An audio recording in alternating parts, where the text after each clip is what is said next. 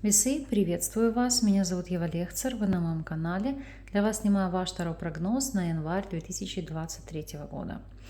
Начинаем новый этап жизни с нового листа, с чистой страницы, поэтому пусть в вашей жизни все будет благоприятно, хорошо, и пусть все ваши начинания тоже будут благоприятными. Поэтому вам желаю наперед обновления, новых возможностей, нового старта и благоприятных перемен.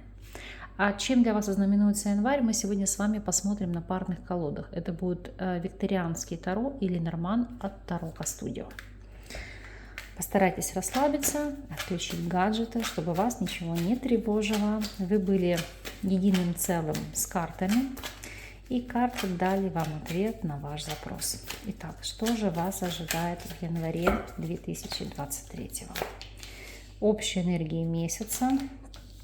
Что вас ожидает в плане работы, финансов, здоровья, личной жизни и совет от карт.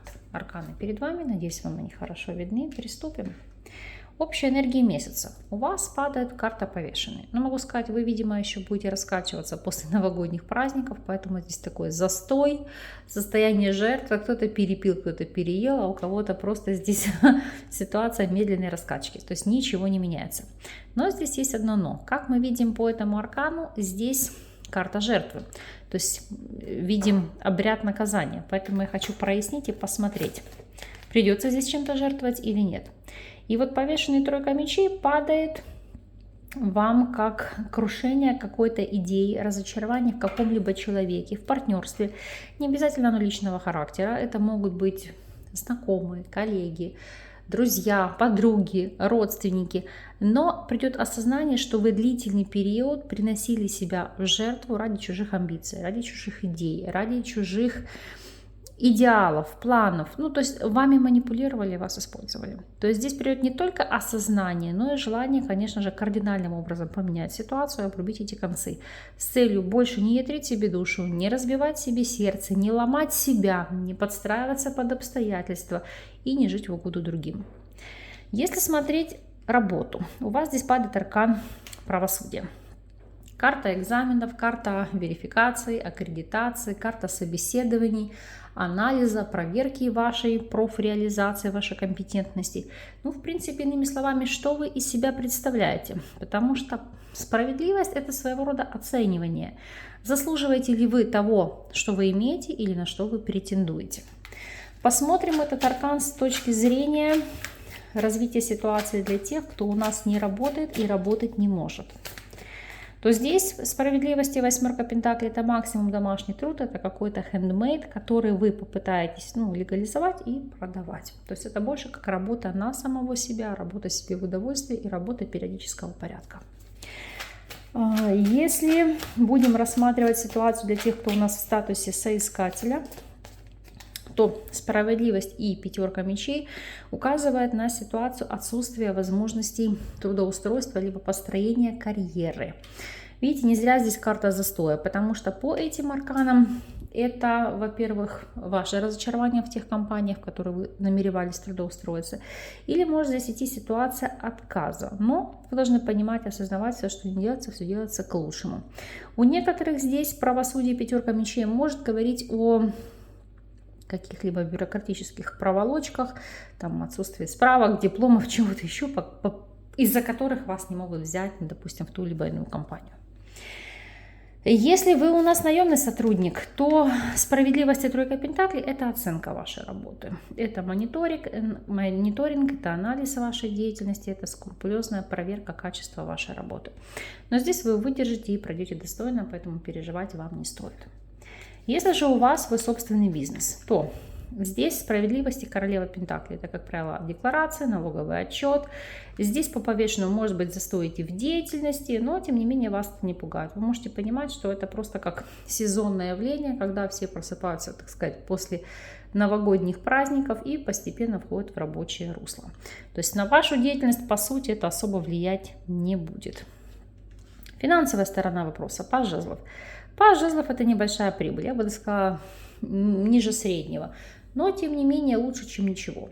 Помимо всего прочего, паж жезлов — это траты на детей, на внуков, допустим, может быть, на племянников, на крестников, траты в удовольствие, траты спонтанные, траты взбалмошные. Я не могу сказать, что здесь вы сможете себе позволить роскошь и прочие вещи, но все закрыть базовые потребности более чем. Поэтому финансовая ситуация здесь относительно стабильна. Вопросы здоровья. А вот по дьяволу здесь идет зависимость. Зависимость от протокола лечения, от препаратов, которые мог вам назначить врач. То есть здесь выполнять какие-либо предписания, быть зависимым от курса. Почему? Потому что здесь по тузу мечей, вы не проходите лечение, то может идти оперативное вмешательство. Ну, допустим, если своевременно не лечите зуб, то впоследствии придется его удалять. Это утрировано. И еще у некоторых, не у всех, но у единиц, из тех, кто меня смотрит, это может быть выявление деструктивных программ, которые имели место быть у вас, и как следствие заняться чистками, то есть убирать, потому что это может влиять не только на состояние здоровья, но и на все остальные сферы жизни. Если мы с вами посмотрим вопросы личной жизни, вот здесь девятка мечей, переживания и страхи. Будем прояснять и смотреть, по какой причине, что этому поспособствовало. Итак, для тех, кто у нас свободен. По четверке пентаклей. Вас здесь пугает ситуация застоя, вас здесь пугает ситуация закрытости, боязнь остаться одной или одному, остаться неудел, или, как часто говорят, не успеть прыгнуть в последний вагон. Это ситуация, когда вы себя накручиваете, это непроработанная низкая самооценка, то есть тут работы не початый край. Нужно выходить из состояния жертвы, не циклиться на каком-то прошлом негативном опыте. То есть, пожалуйста, либо это прорабатывайте с психологом, гипнотерапевтом, либо посредством медитации, спорта, коучей, которые повышают самооценку, любыми путями, которые вам позволят чувствовать себя комфортно, уверенно и не бояться выстраивания связи, потому что вы пусты энергетически, вы не притягиваете здесь к себе людей. И эту ситуацию нужно исправить и это восполнить. Если же вы у нас в любовных треугольниках, какова здесь будет ситуация? Здесь по королю чаш идет боязнь того, что ваш любовник, допустим, так и останется любовником. Или что ваш роман будет скоротечным, что вы предаетесь каким-то пустым обещаниям и, как следствие, остаетесь здесь в статусе жертвы. Вот я спросила, смотрите, я задала вопрос так. Останется ли ваш партнер, любовник при супруге? Здесь да. Сейчас переспрошу, будет ли он вашим мужем? По десятке чаш это может быть вторая негласная семья, но не официальная, потому что, видите, вот здесь этот статус тоже никуда не девается. Если смотреть вопрос для тех, кто, допустим, женат или замужем, но при этом имеет связи на стороне, здесь будут переживания и страхи, что ваша законная половина может узнать о ваших похождениях. Ну и как следствие вы здесь по этой связке карт можете потерять все. Для тех, кто у нас в стабильных союзах, то есть вы встречаетесь, сожительствуете, либо у вас семья и брак, и там нет никаких походов налево, то здесь по рыцарю пентаклей может быть скучная рутина, но зато стабильно и постоянно. Здесь нет никаких для вас неожиданных поворотов событий, либо развития ситуации в целом. Поэтому здесь все хорошо.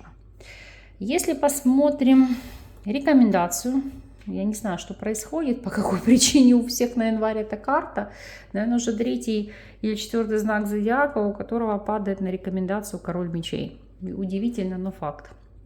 Итак, повторение мать учения. Король мечей всегда указывает на ситуацию, что вы можете обратиться к узкопрофильному специалисту, юрист, нотариус, адвокат, врач, человек, который может заниматься металлом, там еще какие-то моменты. То есть решать вопросы не самому, а через компетентного посредника, который будет представлять ваши интересы, то есть где-либо, или помогать вам решить ситуацию. Во-вторых, карты рекомендуют проявлять холодность, расчетливость, контролировать свои эмоции, не быть все-таки, знаете, как резким, не отсекать, а действовать выверенно.